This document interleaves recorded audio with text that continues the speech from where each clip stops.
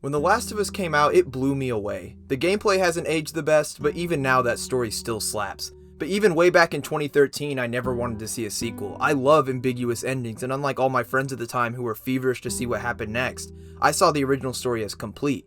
But holy fuck was I wrong. It almost goes without saying that this game is incredible to look at, and at this point it's easy to become jaded to how great Naughty Dog games always look.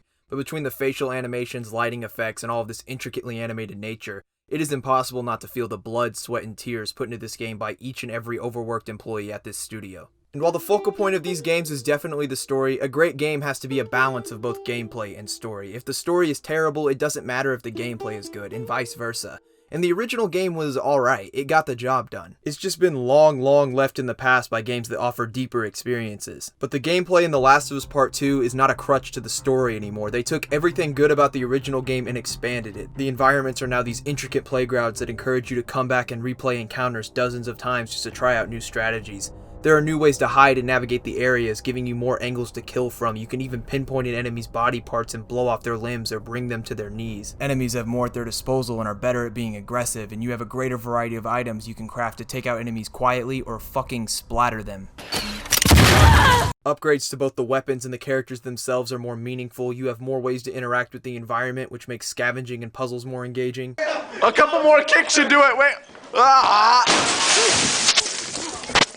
And with the simple addition of a dodge mechanic, duking it out hand to hand is the most fun it's been in a Naughty Dog game ever. And then you have these modular difficulty settings that allow you to balance the game to your liking, and let me tell you, this is the way to play. In the first game, Survivor Mode was how the game needed to be experienced without question. That was a cross-country road trip through a devastated America. Supplies needed to be scarce. But this game is different. You're facing off against these giant militias on their own turf. It makes sense for there to be plenty of resources. And with all the new items that you can craft, the game is just more fun this way. You keep the enemies, player, and stealth set to Survivor so the margin for error is lower and enemies are sharper. But then you just go fucking apeshit, blowing people up and mowing them down. The gameplay is by no means as deep as Metal Gear Solid 5 or Breath of the Wild, but it's a league above the original and is insanely fun. But it's not without its flaws. These close quarters runaround segments can really overstay their welcome if you don't have supplies, especially because sprinting can be janky in tight spaces. And even though I think the dodging is a really cool addition that can make you feel like such a badass once you get it down, it can also be really freaking rigid and unclear about the timing, which can make these scripted, no firearm scenes make you want to rip your hair out and eat it. And while the enemy AI is definitely improved in some really good ways, it can also be painfully stupid. Just like in Uncharted 4, you can be in a straight up siege from a singular location and then enemies will suddenly forget where you are. She's not here! Huh? Runner trapped! The hell'd she go? What? She went back there.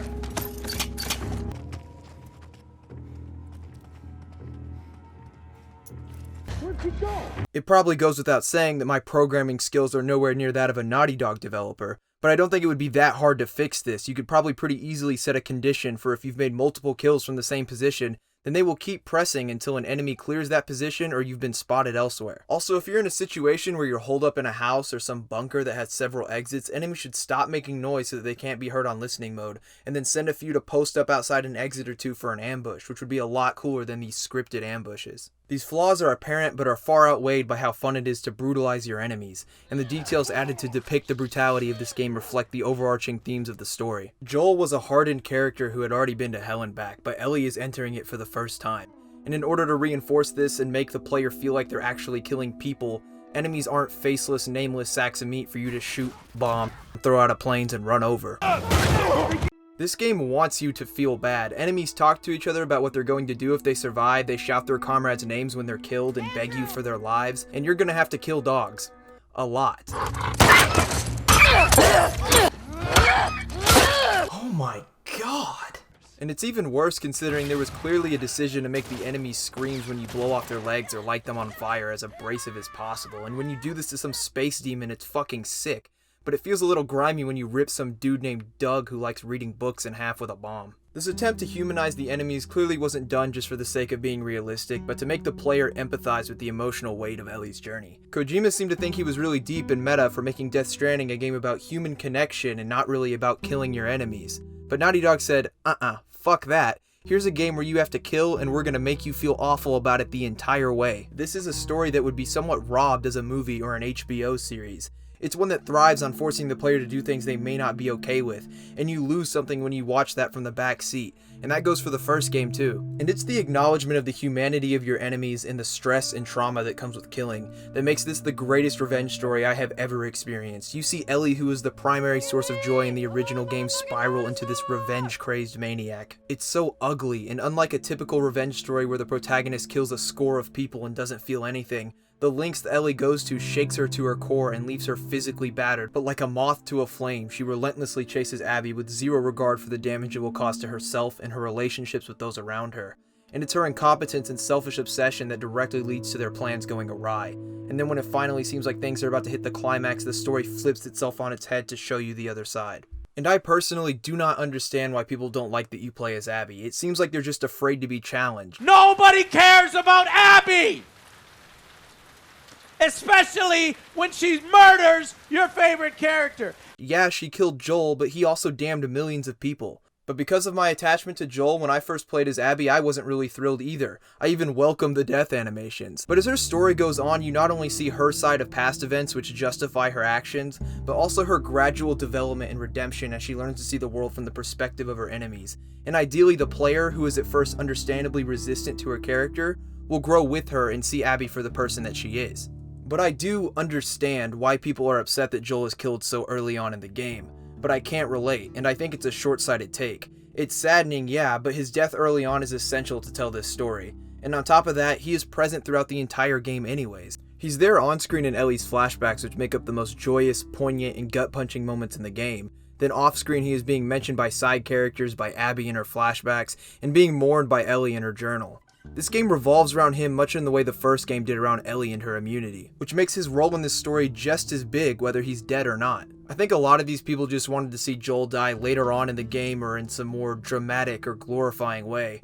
But the way the death is handled in this story is so much more real than that. The timing is never right, and oftentimes it's swift and callous. And if you're pissed off by Joel's death itself, you really shouldn't be. It's not for shock value, and it's used to set the stage for one of the best character-driven stories in video games. From that moment forward, Abby and Ellie are on opposite paths. One is moving from the light into the dark, and the other from the dark into the light, until they meet in the middle with this visceral clash that culminates with Ellie redeeming herself. I've also heard some people complain about the fact that she even spares Abby. And people are most certainly entitled to their opinions, but that does not make them any less stupid. If you wanted some story where Ellie slaughters everyone in her path with no remorse and then rides off into the sunset unscathed, then you missed the whole point. Ellie killing Abby would not have been a victory. The victory is in not becoming a monster and ending this cycle of suffering and learning to let go. And if all of these people are really too dense to understand that and are so sensitive and attached to fictional characters that they refuse to play as Abby, then maybe American gamers really are as stupid as Kojima thinks they are. I think one of the best qualities about this story is the bittersweetness. You see it all throughout the game, but it's most felt in Joel's tragic life. His daughter dies, he then travels across the country with Ellie, who eventually fills that void, then kills a score of people so that Ellie can live her life, only for him to be pushed out of it until they just barely begin to rekindle their relationship the night before he's tortured and killed. It's horribly sad, but through the happy moments in Ellie's grieving, you see the positive impact that he had on her life. And that's what makes the scene of Ellie recalling her last conversation with Joel such a perfect and moving conclusion to this story. And regardless of whether you think this game is good or bad, it's objectively a good sequel. There are a lot of ways to define what makes a sequel great, but to me it's taking what made the original what it was, putting that in a new light or perspective, and then expanding upon what made it good to begin with. And The Last of Us Part 2 does exactly that. Just like the first game, it's a story about overcoming loss. But this time there's so many more moving parts and perspectives that get tangled up. It takes the moral ambiguity and intensity of the first game and places it front and center, while also taking it to a whole other level. It seems to me that people can't appreciate this because they can't get over the fact that the writers sacrificed Joel no matter how much it makes sense for the story. I guess it's just hard to grasp that slaughtering a group of people trying to better the world may have some harsh consequences, but having a story that tackles those consequences head on and the moral gray areas of pursuing revenge is exactly what makes this game the perfect sequel to The Last of Us. And if Naughty Dog comes out in a few years and announces a part 3, this time I will not doubt where they can take it, because even though they're bound to strike out eventually, it doesn't look like that will be happening anytime soon. How's that feel?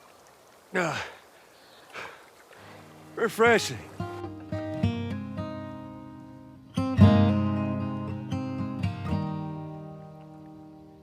If I ever were to lose you, I'd surely lose myself. Everything I have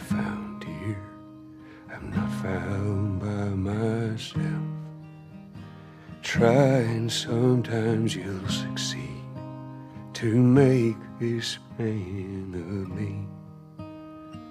All my stolen missing parts I've no need for anymore. 'Cause I believe, and I believe 'cause I can see our future days, days of you and me.